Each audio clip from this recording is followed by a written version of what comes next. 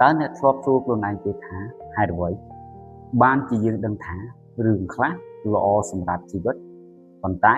យើងនៅតែមិនព្រមធ្វើវាហើយហេតុអ្វីបានជារឿងខ្លះយើងដឹងថាវាមិនល្អប៉ុន្តែយើងនៅតែបន្តធ្វើវា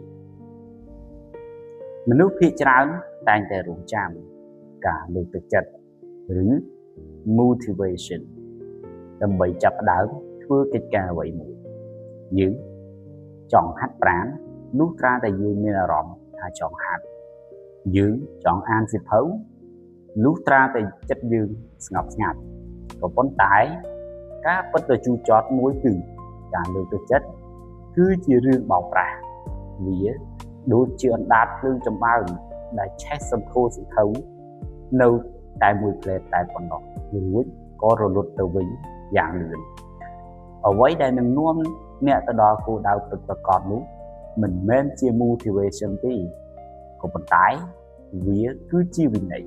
discipline ថ្ងៃនេះយើងនឹងមកជជែកគ្នាថាតើ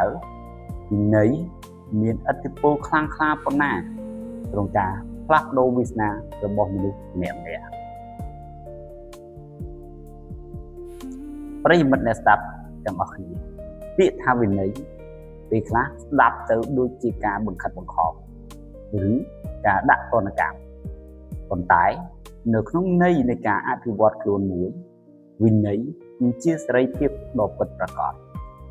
មានទស្សនវិទូម្នាក់ធ្លាប់ពោលថាបើគ្មានវិន័យទេមនុស្សយើងនឹងក្លាយជាទាសករនៃអារម្មណ៍ចំណង់របស់ខ្លួនឯងវិន័យគឺជាការធ្វើអ្វីដែលត្រូវធ្វើទោះបីជាអ្នកគ្មានអារម្មណ៍ចង់ធ្វើវាក៏ដោយដូចជាយើងត្រូវក្រោកនឹងពេលម៉ោង 5 ព្រឹកដើម្បីរត់ទៅហាត់ប្រាណទោះបីជាមេឃកំពុងត្រជាក់និងក្រែគេងរបស់យើងកំពុងសន្ទន់ក៏យើងត្រូវតែងើបដើម្បីទៅហាត់ប្រាណដែរមនុស្សដែលមានវិន័យមិនមែនពួកគេគ្មានអារម្មណ៍ខ្ជិលច្រអូសនោះទេពួកគេខ្ជិលដូចយើងដែរ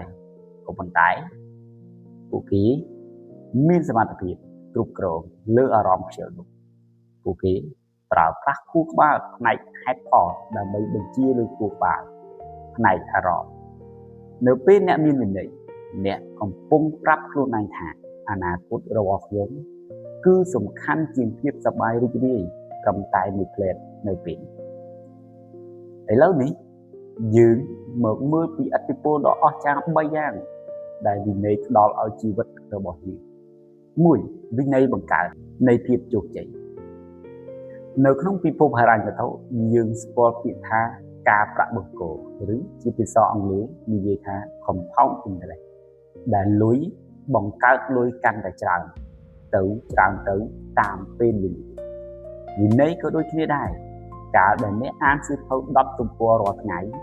វាមិនទាន់ឃើញលទ្ធផលនៅថ្ងៃស្អែកទេតែបើអ្នកធ្វើវាបាន1ឆ្នាំអ្នកនឹងអានបានរហូតដល់ 3650 ទំព័រឬប្រហែល15ក្បាលចំណេះដឹងរបស់អ្នកនឹងលូតលាស់ការធ្វើសកម្មភាពតូចៗដែលជាប់មិនដាច់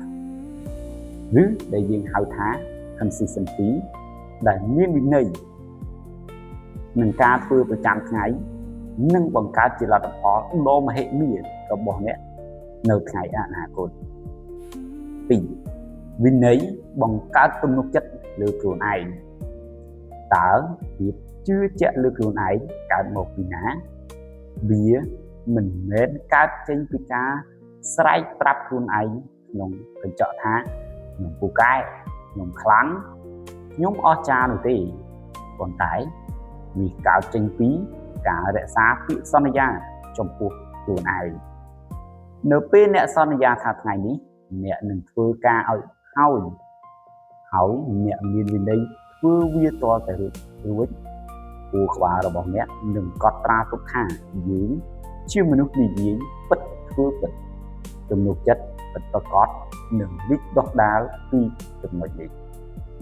3វិន័យជួយឲ្យយើងឆ្លងកាត់គ្រាលំបាកនៅក្នុងជីវិតពិតវាមិនមែនសុទ្ធតែមានផ្លូវរលូននោះទេវានឹងមានថ្ងៃដែលយើងហត់នឿយ ថ្ងៃដែលយើងខកចិត្តឬថ្ងៃដែលគម្រោងការរបស់យើងមិនដំណើរការនៅថ្ងៃបែបនេះ motivation នឹងរត់ចោលអ្នកមុនពីក៏ប៉ុន្តែវិន័យនឹងមកផ្ទះស្មារបស់អ្នកហើយប្រាប់អ្នកថា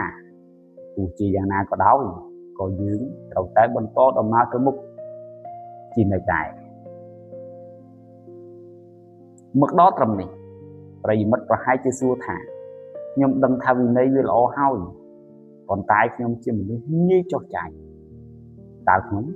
គួរធ្វើយ៉ាងដូចម្តេចទៅសូមកុំបារម្ភអីវិន័យមិនមែនជាដុងសិល្បៈដែលកើតមកមានពីកំណើតនោះទេវិន័យវាដូចជាសាច់ដុំអញ្ចឹងដែរបើអ្នកមិនហាត់ប្រាណទេវាមិនឡើងខ្លែបទៅជាសិចភេកនោះទេប៉ុន្តែបើអ្នកហាត់វាជារៀងរាល់ថ្ងៃវានឹងកាន់តែរឹងមាំកាន់តែឡើងខ្លែបហើយខ្លាយទៅជាមនុស្សដែលមានសិចភេកថែមទៀតផងនេះជាវិធីងាយៗ3ដើម្បីហាត់សាច់ដុំវិន័យរបស់អ្នកចំណុចទី1ចាប់ដើមពីចំណុចតូចៗកុំទាន់អាលដាក់គោលដៅធំពេកដូចជាអានសៀវភៅមួយក្បាលក្នុងមួយថ្ងៃចាប់ដើមពី5ទៅ10ទំព័រក្នុងមួយថ្ងៃបានហើយតែ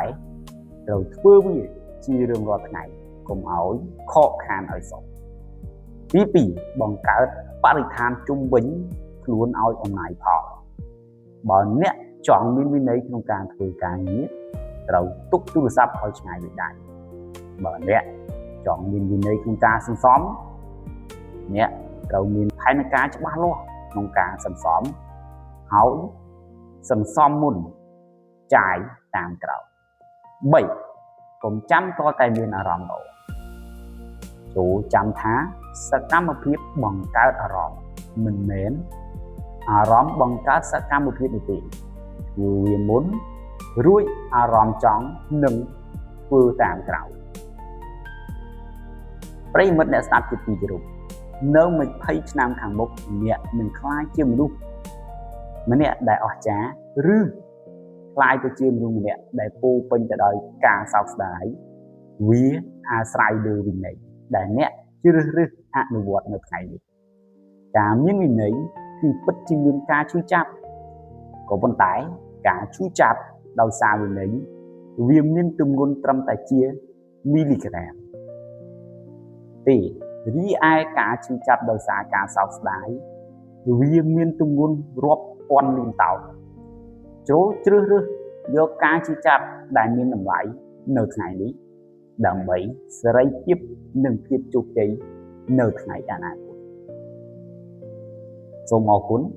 ពុកម៉ែបងប្អូនទាំងអស់គ្នាដែលបានស្ដាប់ podcast របស់ខ្ញុំនៅថ្ងៃនេះសូមជូនពរឲ្យពុកម៉ែបងប្អូនរកស៊ីទទួលទានមានបានមានប្រាក់ហូរហៀនិងមានសុខភាពល្អជានិរន្តរ៍អរគុណសូមជម្រាបលាអានដើម្បីកម្ពុជា